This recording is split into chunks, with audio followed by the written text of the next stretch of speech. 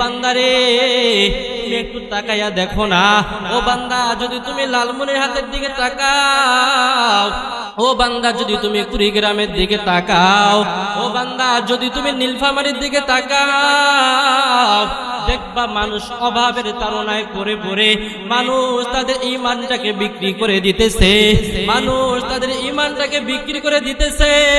অভাবের তাড়নায় পড়ে মানুষ কাদিয়ানি হয়ে যাইতেছে, অভাবের তাড়নায় পড়ে মানুষ খ্রিস্টান হয়ে যাইতেছে।